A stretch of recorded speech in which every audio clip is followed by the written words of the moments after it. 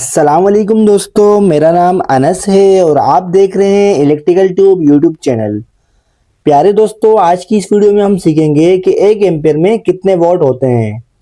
किसी भी चीज़ के वॉट निकालने के लिए आपको 3 चीज़ों का पता होना बहुत ज़रूरी है कि वो चीज़ कितने वोल्ट पर ऑपरेट होती है और उसके एम्पीयर कितने होते हैं और उसका पावर फैक्टर क्या है। तो यूजली हमारे घर में इस्तेमाल होने वाले वोल्टेज 220 होते हैं और पावर फैक्टर जो है वो हमारा यूजली 0.8 होता है और इसके एम्पेयर जो है हमें पता है 1 एम्पेयर है। अगर आपको एम्पेयर वगैरह ना पता हो तो उसकी बॉडी पर इसके एम्पेयर और वोल्टेज लिखे होते हैं। तो चले अब हम मालूम करते हैं, हमारा सिंगल फेज का एक लोड है जो 1 एम्पेयर ले रहा है, उसमें कितने वॉट होते हैं। तो उसका फार्मूला होता है P is equal to voltage multiply by current multiply by power factor. Usually हमारे वोल्टेज यूज होते हैं घरों में, पाकिस्तान और इंडिया के अंदर वो 220 वोल्ट होते हैं और करंट जो है इसकी 1 एम्पियर है और पावर फैक्टर हमारा 0.8 है। अब हम इन तीनों को मल्टीप्लाई करते हैं तो वोल्टेज हमारे हैं 220 और करंट है हमारा 1 एम्पियर और पावर फैक्टर है हमारा 0.8, तो ये 176 वॉट आ गया। तो हमारा ये लोड सिंगल फेज का 176 वाट इलेक्ट्रिसिटी कंज्यूम कर रहा है। अब हम 3 फेज के वॉट मालूम करते हैं। हमारी एक मोटर है जो 3 फेज की है, तो वो अगर 1 एम्पीयर ले रही है तो वो कितने वॉट इलेक्ट्रिसिटी कंज्यूम करेगी।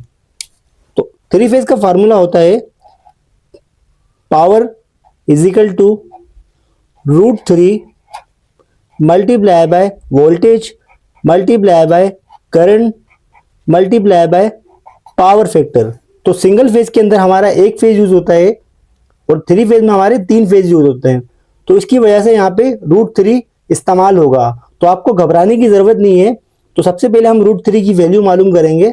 वैसे √3 की वैल्यू होती है 1.732। इसे मैं आपको चेक करके भी बता देता हूँ। हमारे कैलकुलेटर के अंदर रूट की जो है हम वैल्यू पुट करते हैं, ये √3, तो √3 की वैल्यू आ गई 1.732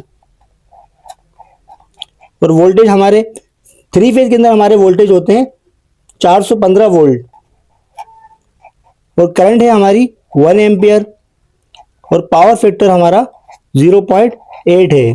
अब हम इन तमाम को मल्टीप्लाई करते हैं। √3 की हमारी वैल्यू थी 1.732 multiply by 415 volt multiply by 1 ampere और मल्टीप्लाई बाय पावर फैक्टर है 0.8। तो ये हमारी वॉट जो निकल के आई है वो 575 वॉट है। तो हमारी 3 फेज की जो मोटर है जो 1 एम्पियर लोड ले रही थी, उसकी टोटल कंजप्शन जो है वो 575 वॉट है। तो ये हमारा फार्मूला हो गया सिंगल फेज और 3 फेज एसी करंट का। अगर हमारा कोई 1 एम्पियर का डीसी लोड है तो वो कितने वॉट इलेक्ट्रिसिटी कंज्यूम करेगा। तो चले अब हम उसके फार्मूले को पुट कर लेते हैं। तो डीसी के अंदर जो है अगर हमें पावर मालूम करनी है तो उसका फार्मूला होता है P is equal to voltage multiply by current. तो यूजली डीसी के अंदर जो है 12 वोल्ट यूज होते हैं और करंट हमारी है 1 एम्पियर। तो 12 को हम मल्टीप्लाई करेंगे 1 के साथ तो 12 वॉट आ जाएगा।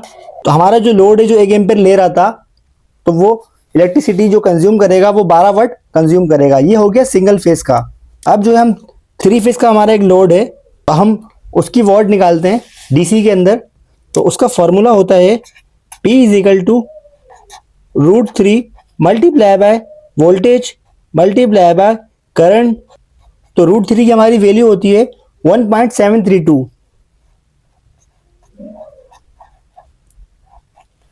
और डीसी के अंदर हमारे वोल्टेज होते हैं 12 वोल्ट और करंट है 1 एम्पियर। तो चलें अब इसको हम मल्टीप्लाई करते हैं। √3 की हमारी वैल्यू है 1.732 multiply by voltage multiply by current. तो यही लोड अगर हमारा 1 एम्पियर ले रहा है और 3 फेज के अंदर है 30.7 वॉट इलेक्ट्रिसिटी कंज्यूम करेगा। दोस्तों उम्मीद करता हूँ इस वीडियो से आपकी नॉलेज में इजाफा हुआ होगा। अगर ये वीडियो आपको पसंद आई हो तो हमारे चैनल इलेक्ट्रिकल ट्यूब को सब्सक्राइब करना ना भूलें। मिलते हैं फिर किसी और टॉपिक के साथ, तब तक के लिए अल्लाह हाफिज।